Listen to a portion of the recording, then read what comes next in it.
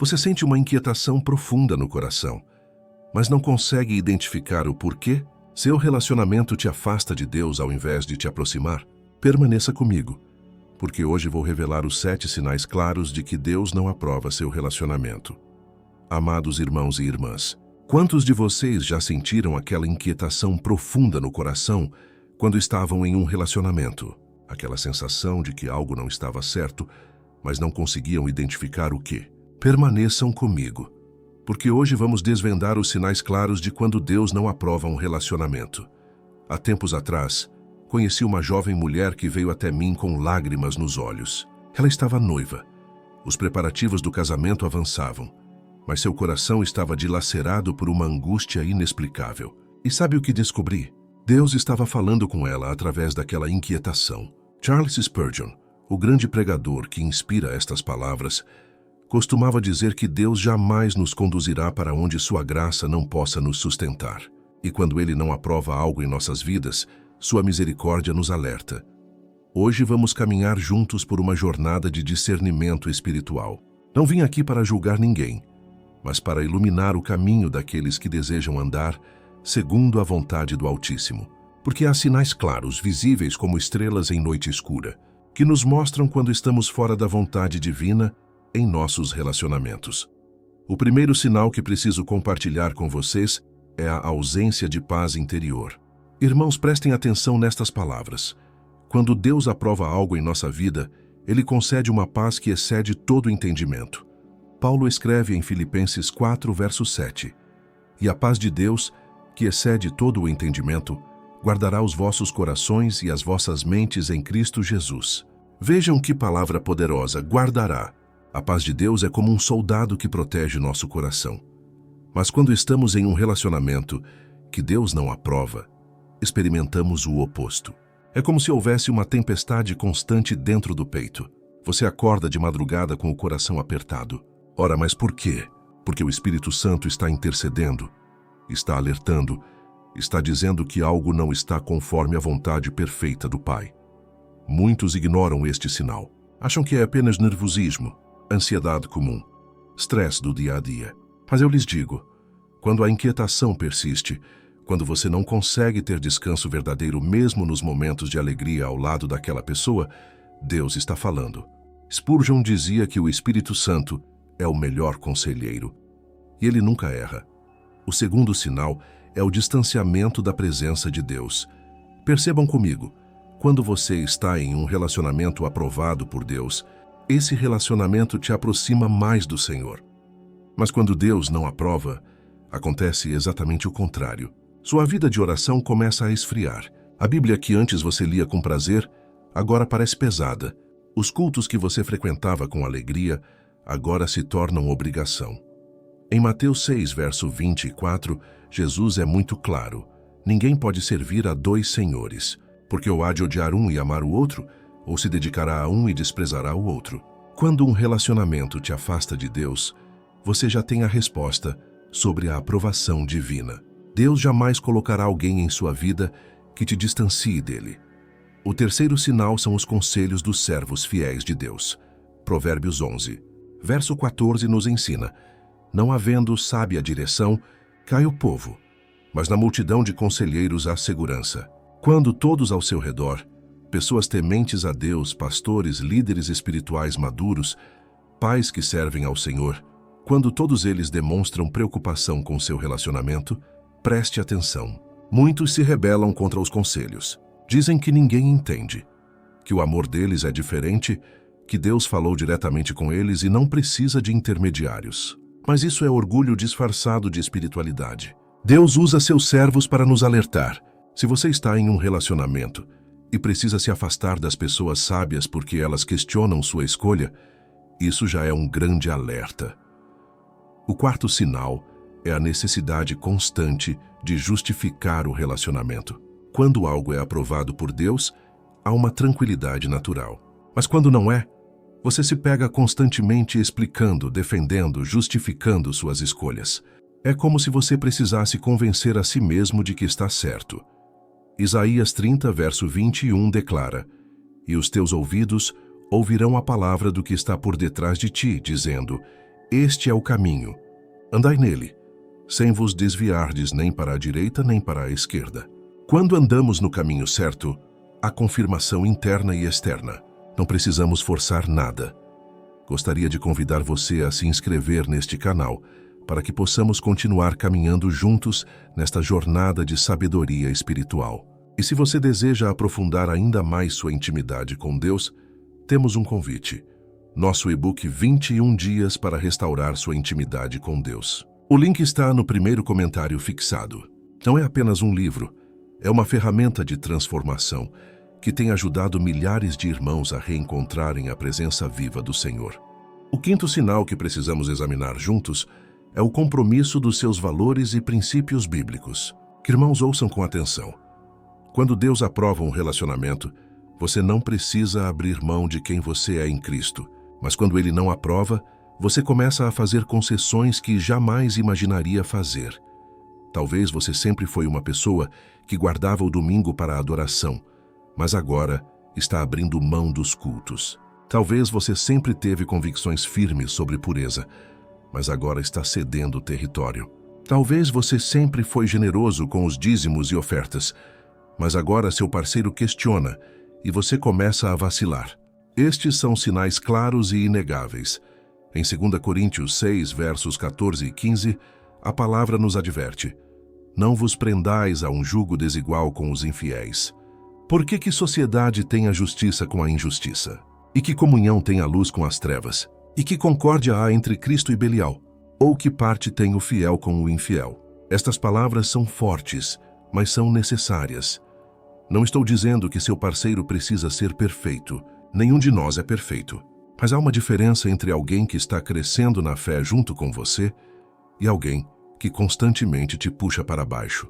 Quando você precisa esconder sua Bíblia para não causar desconforto, quando você precisa diminuir seu fervor espiritual para não ser ridicularizado, quando você sente vergonha de orar antes das refeições, isso não é de Deus.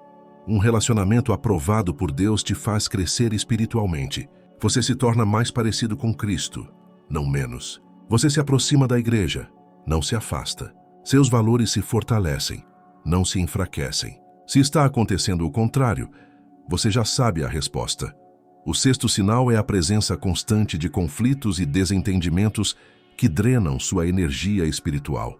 Agora, eu não estou falando de pequenas discussões ou desentendimentos normais de qualquer relacionamento.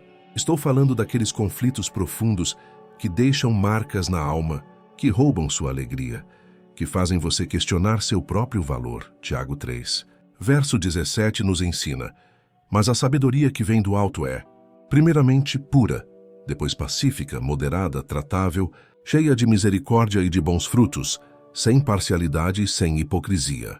Vejam esta sequência maravilhosa: pura, pacífica, tratável. Quando há sabedoria divina em um relacionamento, há tratabilidade, a capacidade de diálogo, há respeito mútuo. Mas quando Deus não aprova, os conflitos são destrutivos. Há palavras duras que ferem, há manipulação emocional. Há um ciclo vicioso de brigas, reconciliações superficiais e novas brigas. Você se sente emocionalmente exausto.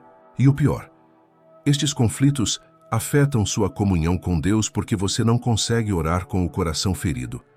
Muitos permanecem nesses relacionamentos porque confundem intensidade emocional com amor verdadeiro.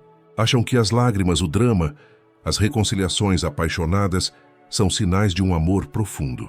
Mas eu lhes digo, amor verdadeiro traz edificação, não destruição. 1 Coríntios 13 nos mostra que o amor é paciente, benigno, não se conduz inconvenientemente. O amor de Deus traz vida abundante, não esgotamento emocional. O sétimo e último sinal que precisamos abordar é quando você sente que está sendo impedido de cumprir o propósito que Deus tem para a sua vida. Cada um de nós foi criado com um propósito divino. Efésios 2, verso 10 declara: porque somos feitura sua, criados em Cristo Jesus para as boas obras, as quais Deus preparou para que andássemos nelas. Quando você está em um relacionamento aprovado por Deus, esse relacionamento impulsiona seu propósito. Seu parceiro te encoraja a usar seus dons. Ele ou ela celebra suas conquistas espirituais. Há apoio mútuo no chamado que cada um recebeu do Senhor. Mas quando Deus não aprova, acontece o contrário. Você sente que seus sonhos estão sendo sufocados. Aquele ministério que você queria desenvolver parece impossível agora. Aquele chamado para missões que ardia em seu coração foi esfriando. Aquele desejo de servir na igreja foi substituído por obrigações do relacionamento. E você começa a se perguntar: quem eu me tornei? Irmãos, Deus jamais colocará alguém em sua vida para anular seu propósito em você. Ele pode redirecionar, pode refinar, pode preparar, mas nunca anular. Se você está em um relacionamento e sente que está morrendo por dentro, que seus sonhos estão sendo enterrados, que a pessoa que você era está desaparecendo, isto é um sinal vermelho gigantesco. Em Jeremias 29, verso 11, o Senhor declara: porque eu bem sei os pensamentos que tenho a vosso respeito, diz o Senhor, pensamentos de paz e não de mal, para vos dar o fim que esperais. Deus tem planos de paz para você, planos de futuro, planos de esperança. Um relacionamento que não vem dele rouba essa esperança. Agora preciso falar sobre algo que muitos não querem ouvir, mas que é fundamental para a sua libertação. Por que insistimos em relacionamentos que claramente não têm a aprovação de Deus? Esta é uma pergunta dolorosa, mas necessária, porque entender as raízes do problema é o primeiro passo para a solução. A primeira razão é o medo da solidão. Vivemos em uma sociedade que nos ensina que estar sozinho é fracasso, que precisamos de alguém ao nosso lado para sermos completos. Mas isso é uma mentira que tem aprisionado milhares de filhos de Deus em relacionamentos destrutivos. A verdade bíblica é outra. Você já é completo em Cristo. Colossenses 2, verso 10 nos assegura: e estáis perfeitos nele, que é a cabeça de todo o principado e potestade. Percebam, perfeitos nele, não em outro ser humano. Quando você compreende que sua completude está em Cristo, o medo da solidão perde seu poder sobre você. Você pode então esperar pelo relacionamento certo, não por desespero, mas por sabedoria. Conheço muitas pessoas que permaneceram anos em relacionamentos errados simplesmente porque tinham medo de recomeçar. Tinham medo do que os outros iriam dizer, tinham medo de envelhecer sozinhos. Mas eu lhes pergunto: é melhor estar sozinho e em paz com Deus ou acompanhado e distante dele? É melhor ter solidão temporária ou destruição permanente? A segunda razão pela qual insistimos é o investimento emocional. Você já dedicou tanto tempo, tanta energia, tantas lágrimas a este relacionamento que a ideia de terminar parece um desperdício. É como se todo aquele investimento fosse perdido. Mas esta é uma armadilha perigosa do inimigo. Em Lucas 9, verso 62, Jesus disse: ninguém que lança a mão do arado e olha para trás é apto para o reino de Deus. Há momentos em que olhar para trás nos impede de avançar para o futuro que Deus preparou. O tempo investido em um relacionamento errado não precisa ser visto como perda, mas como aprendizado. Cada experiência nos molda, nos ensina, nos prepara para o que vem à frente. Além disso, continuar em um relacionamento errado, apenas porque você já investiu muito tempo, é como continuar comendo uma refeição estragada, apenas porque você já comeu metade. Não faz sentido. A cada dia que passa em um relacionamento não aprovado por Deus, você está perdendo mais tempo, não recuperando o tempo perdido. A terceira razão é a esperança de mudança. Quantos de vocês estão em relacionamentos pensando que a pessoa vai mudar? Você acredita que seu amor, suas orações, sua dedicação transformarão aquela pessoa. E embora Deus seja poderoso para transformar qualquer vida, Ele respeita o livre-arbítrio de cada um. Não é sua responsabilidade salvar ou transformar seu parceiro. Essa é obra do Espírito Santo. Sua responsabilidade é obedecer a Deus e proteger seu próprio coração. Provérbios 4, verso 23 nos adverte: sobre tudo o que se deve guardar, guarda o teu coração, porque dele procedem as fontes da vida. Já vi mulheres que desperdiçaram anos esperando que o homem se convertesse, que parasse de beber, que deixasse os vícios, que se tornasse fiel. Já vi homens que acreditaram que conseguiriam mudar a mulher controladora, a manipuladora, a que não respeitava sua liderança espiritual. Mas a verdade é esta: você não pode mudar ninguém. Só Deus pode fazer isso, e Ele só o faz quando a pessoa deseja ser mudada. A quarta razão é a pressão social e familiar. Especialmente para nós que já passamos dos 45 anos, há uma pressão enorme para estar em um relacionamento. A família pergunta quando você vai se casar. Os amigos já estão todos casados. A igreja parece ser um lugar para casais. E essa pressão nos leva a aceitar relacionamentos que não são da vontade de Deus. Mas precisamos lembrar das palavras de Paulo em Gálatas 1, verso 10. Porque persuado eu agora a homens ou a Deus? Ou procuro agradar a homens? Se estivesse ainda agradando aos homens, não seria servo de Cristo. Não podemos viver nossas vidas tentando agradar expectativas humanas. Temos que agradar a Deus, mesmo quando isso significa decepcionar pessoas. Sua vida não é menos valiosa se você não está em um relacionamento. Seu propósito não é menor se você está solteiro. Sua contribuição para o reino não é inferior, porque você não tem um cônjuge. Pare de medir seu valor pelos padrões do mundo e comece a ver seu valor através dos olhos de Deus. A quinta razão, e talvez a mais perigosa, é a confusão entre paixão e amor verdadeiro. A paixão é intensa, é avassaladora, é emocionante. Ela faz seu coração acelerar, suas mãos suarem, seus pensamentos se concentrarem apenas naquela pessoa. E muitos confundem essa intensidade emocional com amor genuíno. Mas a Bíblia nos ensina que o amor verdadeiro é muito mais do que emoção. 1 Coríntios 13 descreve o amor como paciente, benigno, que não inveja, não trata com leviandade, não busca seus interesses. O amor verdadeiro é uma decisão diária de escolher o bem do outro, mesmo quando as emoções não estão presentes. A paixão pode existir em um relacionamento que Deus não aprova. Na verdade, o inimigo frequentemente usa a intensidade da paixão para nos cegar para os sinais de alerta. Você se sente tão atraído, tão conectado emocionalmente, que ignora as bandeiras vermelhas, ignora a falta de paz, ignora os conselhos sábios, ignora o distanciamento de Deus. Chegamos agora a um ponto crucial desta mensagem. O que fazer quando você reconhece que está em um relacionamento que Deus não aprova? Esta é a pergunta que arde no coração de muitos que estão me ouvindo agora. Você identificou os sinais, reconheceu as razões pelas quais tem permanecido e agora precisa de direção prática. A primeira atitude é buscar a face de Deus em oração sincera e humilde. Não uma oração pedindo que Deus abençoe o que você quer, mas uma oração de rendição total à vontade dele. Salmos 139, versos 23 e 24 declaram: Sonda-me, ó Deus, e conhece o meu coração, prova-me e conhece os meus pensamentos, e vê se há em mim algum caminho mau, e guia-me pelo caminho eterno. Esta oração exige coragem. Exige que você esteja disposto a ouvir respostas que talvez não queira ouvir. Exige que você abra mão do controle e permita que Deus examine as profundezas do seu coração. Mas eu lhes garanto, quando você ora com essa sinceridade, Deus responde. Ele não te deixará na dúvida. Ele iluminará seu entendimento e fortalecerá seu coração para fazer o que é certo. Durante esse tempo de oração, peça discernimento. Peça que Deus remova as vendas dos seus olhos. Peça que Ele te mostre a verdade, mesmo que doa. Tiago 1, verso 5 nos promete: E se algum de vós tem falta de sabedoria, peça a Deus que a todos dá liberalmente e não o lança em rosto, e ser-lhe-á dada.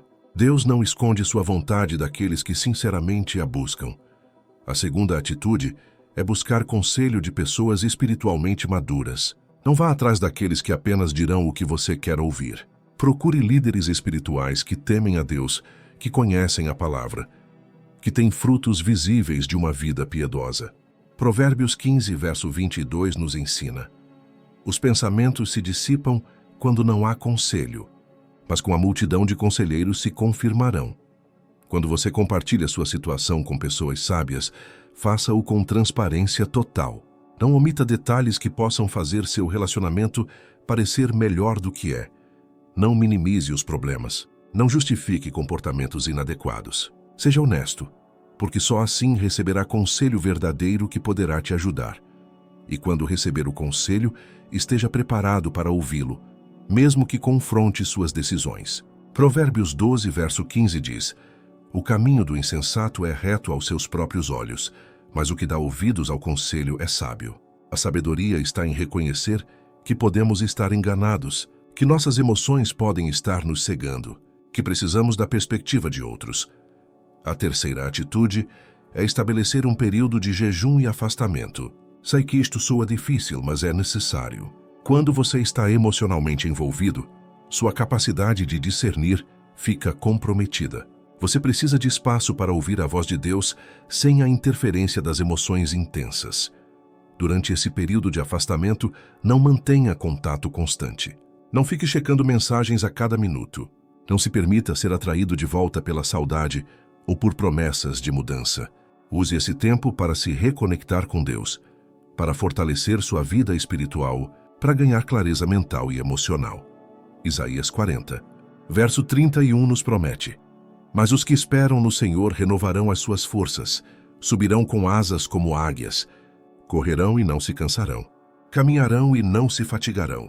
Esperar no Senhor não é passividade, é posicionar seu coração para receber direção divina, é criar espaço para que Ele fale acima do barulho das emoções. A quarta atitude é estar preparado para tomar decisões difíceis. Depois de orar, de buscar conselho, de ter clareza sobre a vontade de Deus, você precisará agir. E essa ação pode significar terminar um relacionamento, mesmo que você ame aquela pessoa. Pode significar dizer não, mesmo que seu coração grite sim. Esta é talvez a parte mais dolorosa de toda esta jornada, porque terminar um relacionamento não é fácil, especialmente quando há sentimentos verdadeiros envolvidos. Mas precisamos entender que nem todo amor é para ser vivido. Há amores que não são da vontade de Deus, e permanecer neles seria desobediência. Mateus 10, verso 37, nos desafia: Quem ama o pai ou a mãe mais do que a mim, não é digno de mim. E quem ama o filho ou a filha mais do que a mim, não é digno de mim. Se isto vale para pais e filhos, quanto mais para relacionamentos românticos. Nada pode estar acima de nossa devoção a Cristo. Nada pode nos afastar da vontade do Pai. Quando você toma a decisão de obedecer a Deus, mesmo que isso signifique terminar um relacionamento, você está demonstrando que sua fé é genuína. Você está dizendo que confia mais em Deus do que em seus próprios sentimentos. Você está declarando que prefere a vontade dele, mesmo quando não compreende totalmente. A quinta atitude é permitir-se tempo para luto e cura. Terminar um relacionamento, mesmo que seja a decisão certa, traz dor. E essa dor precisa ser reconhecida e processada de maneira saudável. Não reprima seus sentimentos. Não finja que está tudo bem quando não está. Leve sua dor a Deus. Salmos 34, verso 18, nos conforta. Perto está o Senhor dos que têm o coração quebrantado e salva os contritos de espírito. Deus não se afasta de você em sua dor. Ele se aproxima. Ele enxuga suas lágrimas. Ele cura as feridas mais profundas. Mas você precisa permitir que Ele faça essa obra em você. Durante esse tempo de cura, não tente preencher o vazio com outro relacionamento. Não busque substitutos temporários que apenas adiarão sua restauração verdadeira. Use esse tempo para crescer, para se fortalecer, para descobrir quem você é em Cristo, independente de qualquer relacionamento humano. Amados irmãos, chegamos ao final desta mensagem, mas não ao fim da jornada de cada um de vocês. Quero agradecer profundamente por terem permanecido comigo até aqui. Sei que esta palavra tocou em feridas, mas foi necessária para sua libertação. Se esta mensagem abençoou seu coração, inscreva-se neste canal, deixe seu like e compartilhe nos comentários como Deus tem falado com você. E não se esqueça, nosso e-book 21 dias para restaurar sua intimidade com Deus está disponível no link do primeiro comentário fixado. É uma ferramenta poderosa para a sua caminhada. Continue assistindo aos próximos vídeos que aparecerão na sua tela. Há muito mais sabedoria e edificação esperando por você. Que o Senhor abençoe sua vida, guarde seu coração e te conduza sempre pelos caminhos da verdade. Até breve!